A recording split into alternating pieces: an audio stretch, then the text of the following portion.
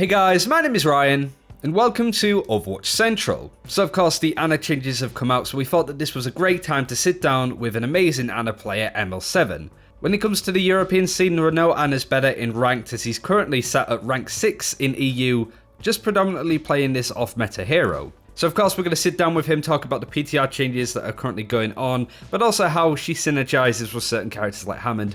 But one thing that he did say was really interesting is this amazing combination of abilities in the ultimate that you can use that's really going to change your how a fight may look. You can find all of ML7's details in the description below, but let's get started. As we usually start with these videos, we start with introductions. So first of all, who are you? Did you play for pro teams before? And why should people listen to you when it comes to talking about Ana? Hey there, I'm ML7, I'm a Romanian Twitch streamer. I am also a top 500 Overwatch player, which specializes in Ana. I have not played in pro teams before, but I aspire to become a pro player one day. And I think I can give out some useful output about Ana's place in the meta right now, as I've played her almost constantly since December, and I finished last season with 3 accounts in top 500 playing mostly only Ana. What was the highest that you got, like rank in EU? I actually got the highest rank in EU that I've got was last week. I picked number 6. So top 6 in EU, top 500 with predominantly just Ana. That's the main hero that you play. Yeah.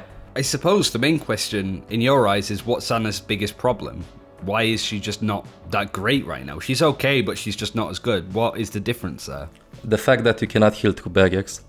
That's her main problem right now. Like, if you would play with Ana in ranked, or if you would play with Ana in pro teams, you would just have a Winston jumping in front of you, or a Diva just flying towards you with her defense matrix up, and you cannot heal through that.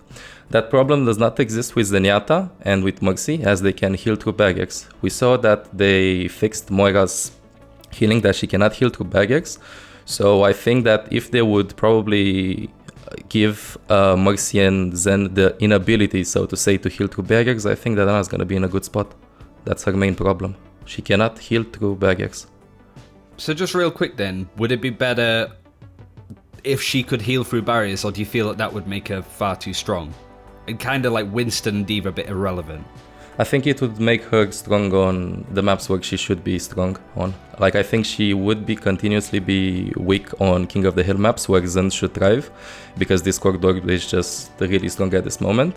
But I still think she can find a spot, especially on hybrid types of maps and payload. I don't think, in my opinion, Overwatch should be played like certain heroes work on certain maps and other heroes work on other maps.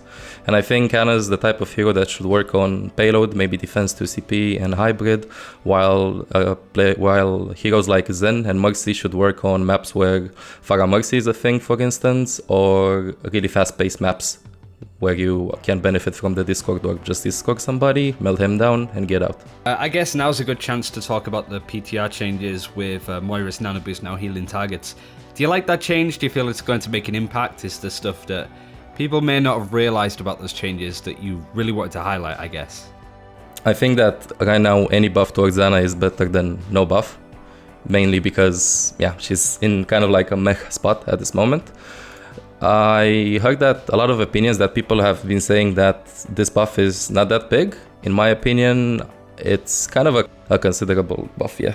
Because the thing, what you can do with her right now is, first of all, the buff is like this. Nano Boost now instantly heals the target for 300 HP, which means if you play against dive and there's a Winston diving your other support or diving one of the DPSs, or just in general somebody's low, you can just nano him to survive, adding, apart from the effects of Nano Boost, also 300 HP. That's what all of the people have been thinking when they first heard about the buff. For me, the second I heard about the PTR notes, I've been thinking, how can I use this offensively? So my idea with the buff is like this. Let's say it's King's Go, first point, you're playing with Ryan and Zarya. You should farm Nano faster than the Zenyatta should farm Transcendence, mainly because Zen will probably just spam the Rein's barrier, so he will not get any ult charge off apart from healing and maybe some lucky shots when the Reinhardt drops his barrier, while Ana is going to farm constantly her ultimate up really fast. You're probably going to have Nano in less than 40-50 seconds, so that means that the second you have Nano, you're going to be able to just Nano the Reinhardt right after he starts his spin. So you're not gonna nano him when he's full HP. You're gonna ask for your Reinhardt to just pin. The second he takes damage, you try to nade him. And right after he finishes the pin, you're gonna wait with your nano up until he is going to be really low. So he's going to be really, really tanky. So that's like a combo almost of just being able to use all of your abilities in a sense to keep them alive and then use the nano boost a bit later on. Exactly. Is that how you'd say it? Exactly. That's pretty interesting. Like, do you feel that that's almost like, because you were very specific about that. Do you feel that that's almost going to come, it reminds me of like the Doomfist combination of, you know, like slamming onto the ground, uppercutting them into the air, rocket punching them. Do you feel like that's almost going to become a thing too when you have that ultimate, just that element of using those abilities in a sequence to get the most use out of them? I think, yes, I think that's how they should be used right now. Of course, like you have many other ways of using it, but for me, again, the second I saw the buff, I thought about comboing with something. Like instead of, like you have three options with it. You either use it as a combo, as I said previously. It doesn't matter how, like you can be as creative as you want. I gave out a basic example. Your Reinhardt pins, you nade him before, when he starts taking damage, like more than 300 HP, you just nano him. By the way, he also benefits from the extra healing receiving from the nade. So he's not going to get only 300 HP, he's going to get 450 HP. So he's going to be really tanky plus 50% damage reduction because that's what Nano Boost gives you. So yeah, and if like Reinhardt's pinning something and he's going to be in the backline, so you throwing that healing grenade will probably anti-heal other people around him. That's really interesting. Like, are there any other like examples you can think of that? Because you said like Reinhardt King's Row first point, say like defending on Hanamura. Could you like? I think people have said the same about a Dragon Blade as well. That if a Genji's even still really low, you wouldn't actually nano boost a Genji's Dragon Blade as he's about to pull it out. You do it when he dives in almost, because he could get stunned, he could get shut down. That's where the extra healing would help, right? Yeah. You can, another combo, quick combo that I just thought about it right now. Actually two. First, you can leave your full charge Zarya to go in front of the Rein shield and be really, really low. So you would actually bait the enemy team towards focusing her. And you're gonna probably nano boost her when she has 100 or even less HP. And that's really scary because they're gonna be baited by the fact that they can kill a low HP target. Another combo would be, let's say Monkey would dive really, really deep into the backline. Instead of nanoing him from the beginning, as Monkey has a really hard time of one-shotting people, like it takes some time from him to kill, you're gonna nano him when he's going to be almost, like, when he's going to get a little bit low. Like around the time that he'd probably Primal Rage too. So if he has that ultimate too, exactly. He jumps in, you nano boost him when he gets low. When he gets low again, he can Primal Rage. He's just going to be in that backline for so long.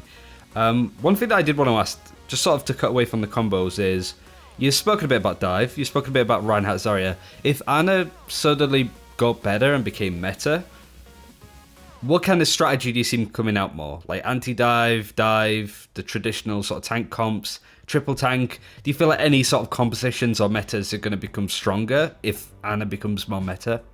I think that Ana is highly dependent on Lucio and hit scans becoming meta also, as Nano Boost works really well with a Soldier or with a McCree, or even like, although Genji is not a hit scan, it can work out with Genji really well. These 3 DPSs have not seen that much playtime recently, so considering the fact that the hit scan buffs are going to come live soon, Ana might make a comeback. And if hit scans are going to come back, then that means that Lucio is going to be really effective with them, as Lucio also gets buffed. Because one of the easiest combos to do in the game is, even if you play with Reinhardt or without a Reinhardt, you just nano boost the Soldier, and Soldier just kills everybody while Lucio is speed boosting. So then again, when the patch is going to hit live, I think we might be able to see Lucio, Ana, and a hit scan. Or you can still play Ana with dive pretty safely if you're going to play with Lucio again. Like, Ana is really highly dependent on having a mobility skill. And as she does not have a mobility skill in her kit, then you're just going to have to find solutions to peel for her. And Lucio does that really, really well. As we saw previously a couple of months ago when Ana was meta, the Lucio's job was not to kill people in front line or trying to assist the tanks. The Lucio's job was just to act as a bodyguard for Ana. So if you would play dive against an Ana, you would just speed boost back. The Soldier that is near the Ana would just shoot the Reinhardt, and the Winston, that dived you, and that would be it. So to summarize, I think we might be able to see Ana Lucio again, played either with a hit scan or just played strictly in dive. Like it can also work out with Tracer Genji or with any other combos like this.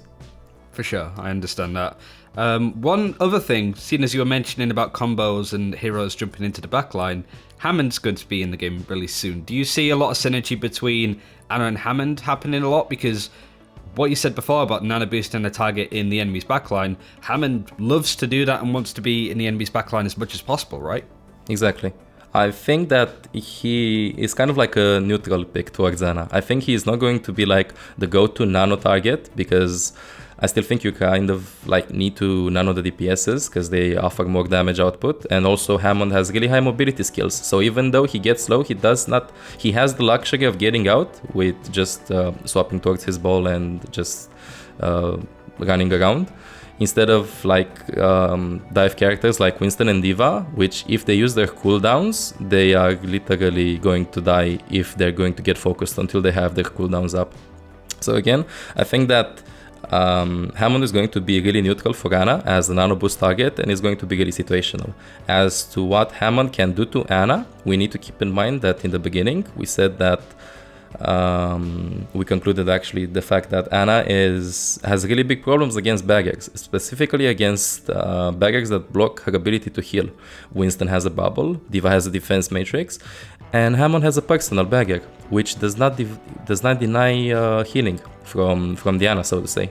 So if they would play, let's say, with Hammond, Winston, and D.Va, if this becomes the meta, then Ana's gonna have a problem. But then again, if you play with triple tank, dive tanks, you're probably not gonna have enough damage, and your backline is probably going to die.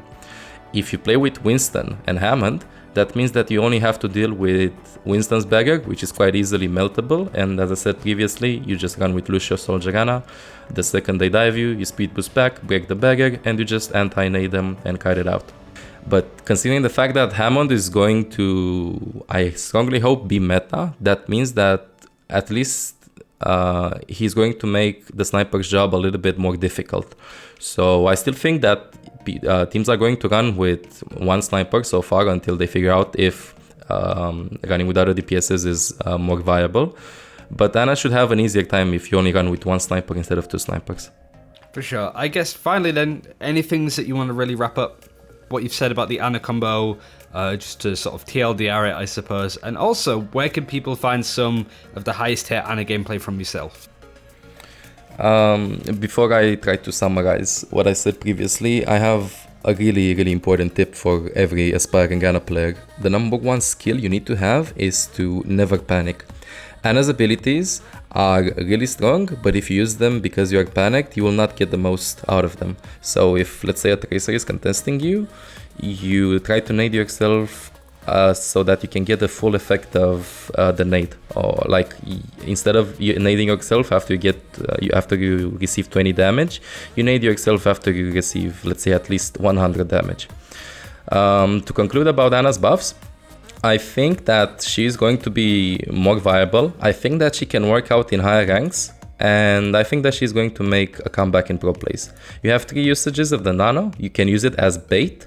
When your teammates are low, let's say a full charge Zarya is low, you can just nano her to keep her alive so that the enemy team is going to get, let's say, G-baited by the fact that the Zarya is going to die.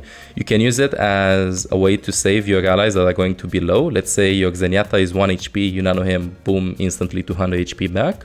And third, you can just find combos. The ones that I said previously are quite standard ones. You nade the Reinhardt when he pins, you don't nano him up until he receives some damage, or you nano the Winston. The second, like, let's say Winston would like to primal rage, you would nano him instead, so you would buy a little bit more time with his tankiness. About where you can find me, you can find me on twitch.com/ml7_overwatch and also on youtube.com/ml7_overwatch. OW. And that's it for this time. Thank you very much for watching. If you did learn something from this video and you did like what ML7 had to say, do check him out in the description below. Do like this video if you want to see more content like this. Thanks for watching. Take care. We'll see you then.